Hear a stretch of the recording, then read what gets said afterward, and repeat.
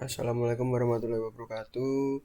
Di sini saya Afif Wahyu Aditya kembali lagi dengan NIM 22114991 dari Prodi Informatika 0107. Nah, di sini saya akan melanjutkan materi yaitu di materi fungsi. Seperti biasa, saya sudah menyiapkan dua bagian, yaitu sebelah kanan adalah modul praktikum dan sebelah kiri adalah hasil percobaan yang ada dalam modul praktikum. Oke, pertama-tama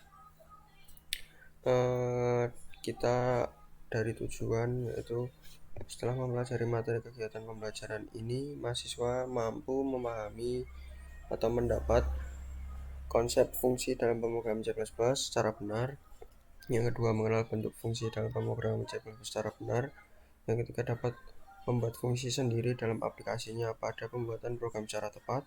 Lalu dan yang terakhir, dapat mengembangkan bentuk-bentuk fungsi dalam pemrograman secara benar.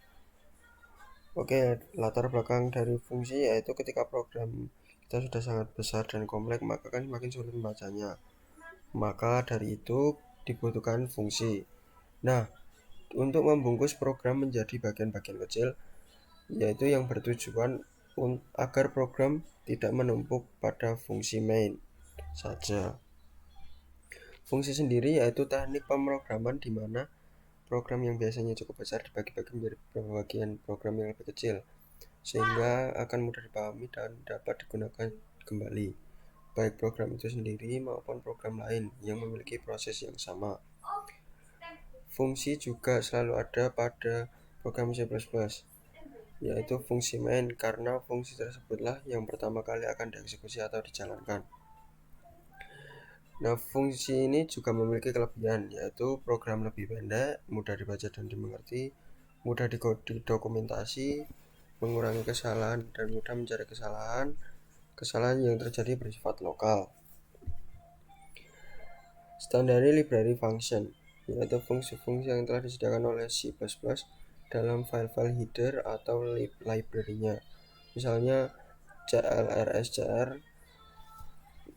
dalam kurung. Untuk fungsi ini kita mendeklarasikan terlebih dahulu library yang akan digunakan, yaitu dengan menggunakan preprocessor, misalnya yaitu include lalu buka kurung, contohnya iostream atau ini conio.h. Program defined function yaitu adalah function yang dibuat oleh programmer sendiri. Function ini memiliki nama tertentu yang unik dalam program, letaknya terpisah dari program utama. Fungsi main terdiri dari fungsi void dan non-void. Fungsi yang tidak mengembalikan nilai atau void disebut void karena fungsi tersebut tidak mengembalikan suatu nilai keluaran yang dapat dari hasil proses fungsi tersebut, tidak memiliki nilai kembalian fungsi. Ciri-cirinya tidak adanya keyword return, tidak adanya type data dalam deklarasi fungsi menggunakan keyword void. Fungsi yang mengembalikan nilai non-void disebut non-void karena mengembalikan nilai kembalian yang berasal dari keluaran hasil proses function tersebut, memiliki nilai kembalian. Ciri-cirinya yaitu adalah ada keyword return, ada type data mengawal deklarasi fungsi, dan yang terakhir tidak ada keyword void. Nah, di sini adalah contoh-contoh dari percobaan codingan void.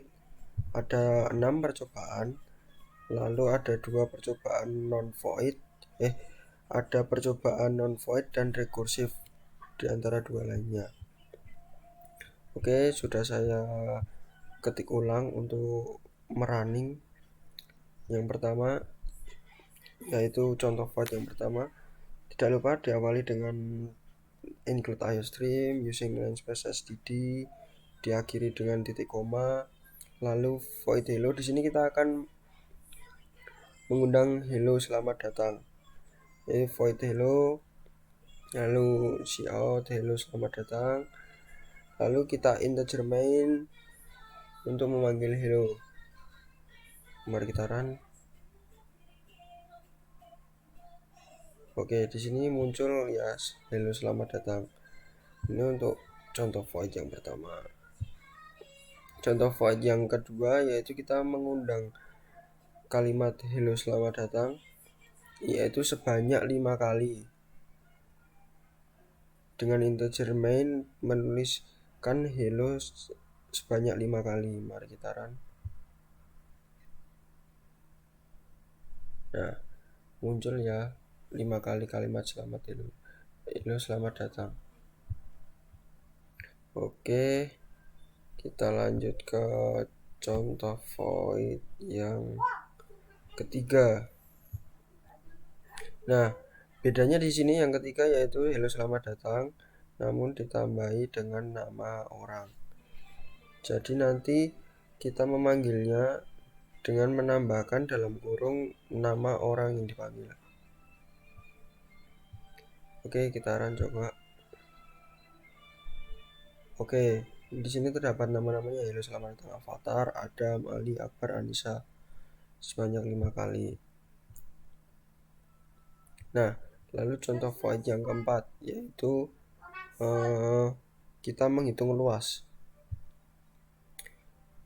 Using include iStream, using include std, tidak lupa dengan titik koma di belakangnya. Untuk akhir kalimat void fungsi luas integer panjang integer lebar.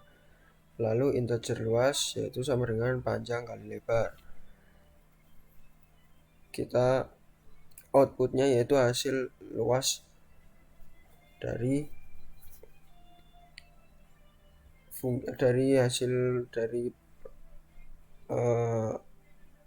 rumus luas.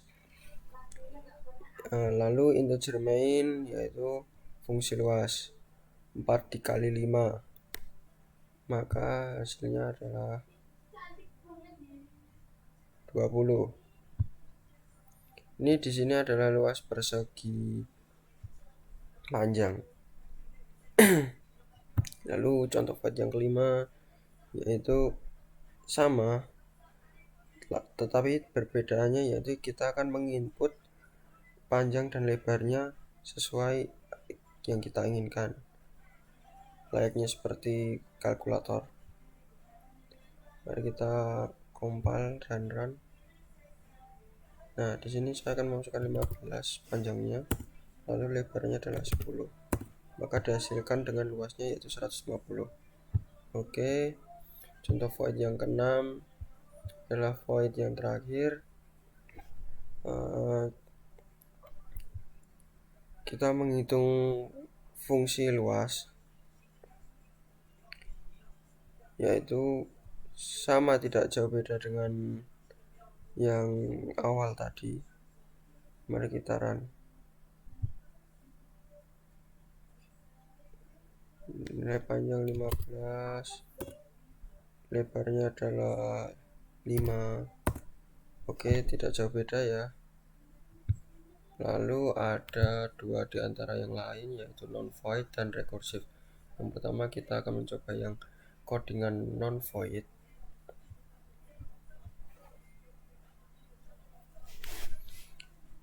Ya, di sini adalah integer luas, integer fungsi luas, yaitu integer panjang dan lebar, luas panjang kali lebar, lalu return luas. Integer main, integer panjang lebar, kita menginput panjang sendiri, menginputkan nilai lebar sendiri, lalu akan outputnya adalah hasil dari luas. Maka kita run. Nah, di sini saya akan menginput 20. Input nilai lebar yaitu 10.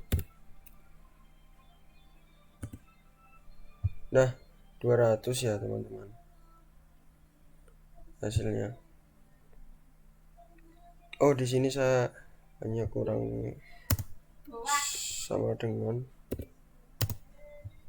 Nah, untuk teman-teman yang lain jika menuliskan codingan sebisa mungkin untuk teliti ya dalam mengetik untuk mengurangi hal-hal yang tidak diinginkan. Ini ya contoh non void, jadi tidak menggunakan void sama sekali, hanya menggunakan integer.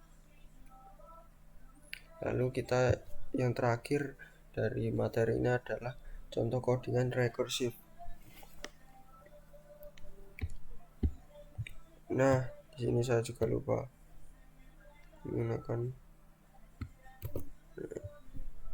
include iStream.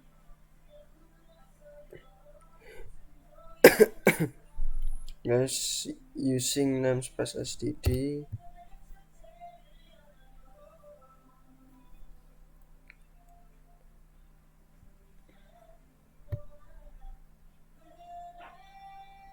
Mari kita coba run. Oh, terdapat error. Oh, ternyata double, teman-teman. Ini juga double. Oke ya, mari kita run coba. Sini sudah benar include iStream using namespace std, integer recursive factorial, yaitu dengan f sama dengan 1, return 1, return f dikali recursive factorial f min 1, integer main, integer factorial, menginput nilai faktorial dan mengeluarkan output yaitu dari hasil faktorial, recursive factorial. Mari kita run. Oke, saya akan menginput nilai faktorial 10 dan hasilnya yaitu 3.628.800. Ini hasilnya. Oke, mungkin segini saja yang bisa saya sampaikan dari materi fungsi. Semoga apa yang saya jelaskan mampu mudah dicerna dan mudah dipahami.